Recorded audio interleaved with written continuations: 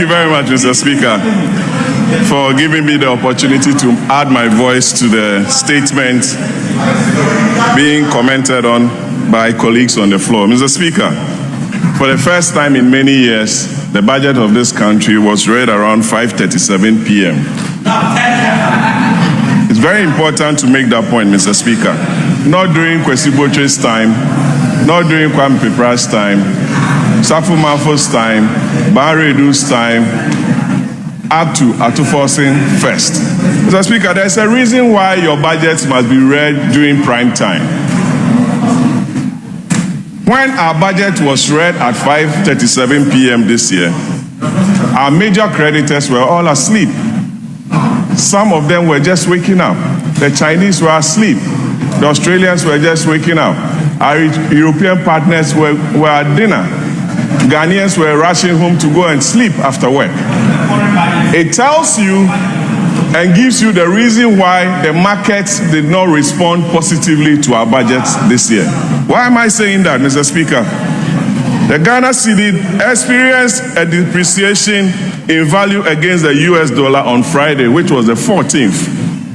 November 14th, that's the day after the budget, 2025, recording an average buying rate of 10.85 Ghana cedis to the dollar and selling at around 11.42. At the Forex bureaus, the cedi was trading at 12 Ghana cedis to the dollar and purchasing at $12.35 to the cedi. Mr. Speaker, it tells you how unresponsive our budget was to the market and how investor-friendly it was into the market. Mr. Speaker, I go to the meat of the budget. Adia, this is the second budget of His Excellency the President of the Republic of Ghana.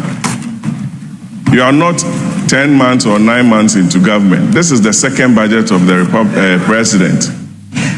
If you read paragraph page 117 of this year's budget and also page 71 of the 2025 budget, it gives you all the key policy indicators and programs of the government. Mr. Speaker,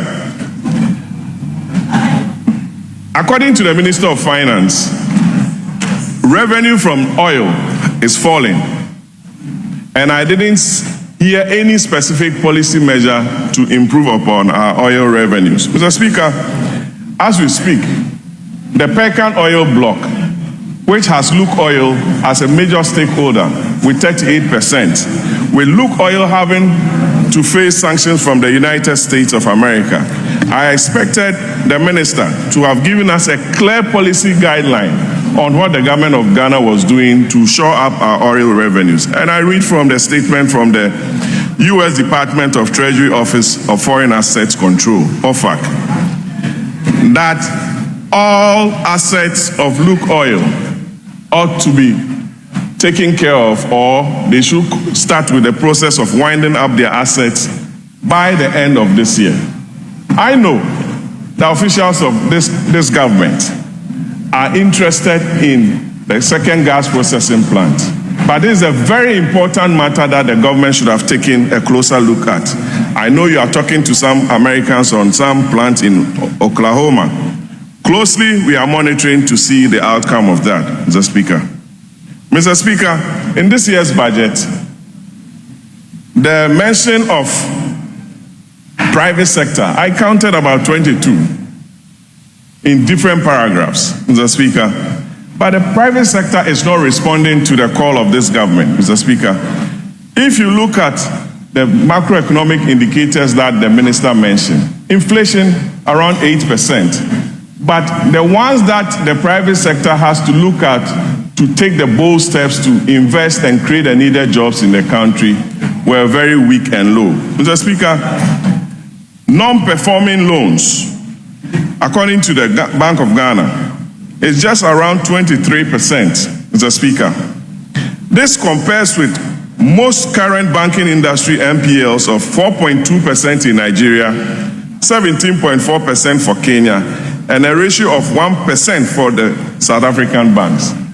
So, if the government is refusing or has not taken any bold steps to pay contractors of monies owed them, How would they be able to go out and make the necessary borrowing, invest in the right sectors of the economy, and create the needed jobs that this budget is seeking to talk about? Mr. Speaker,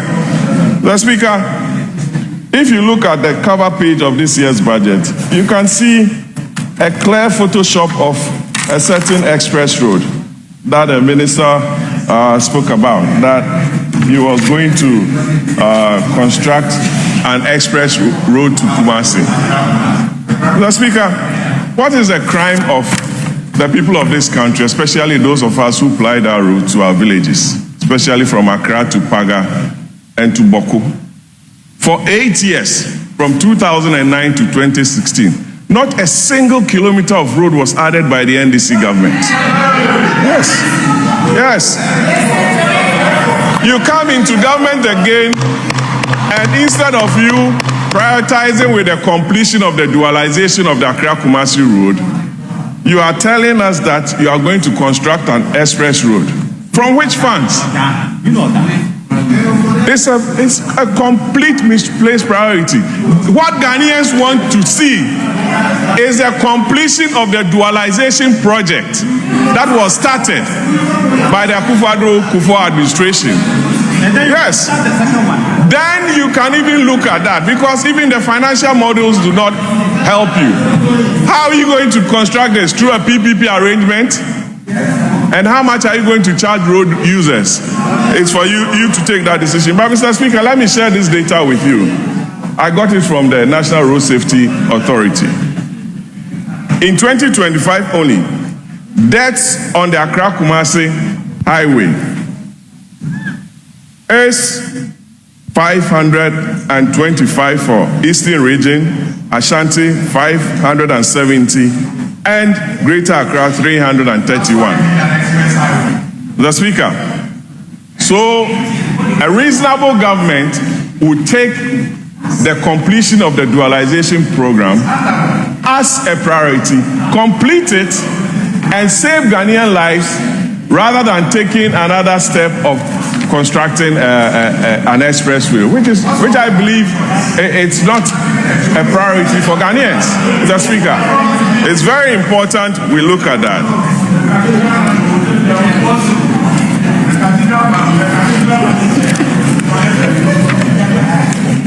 Mr.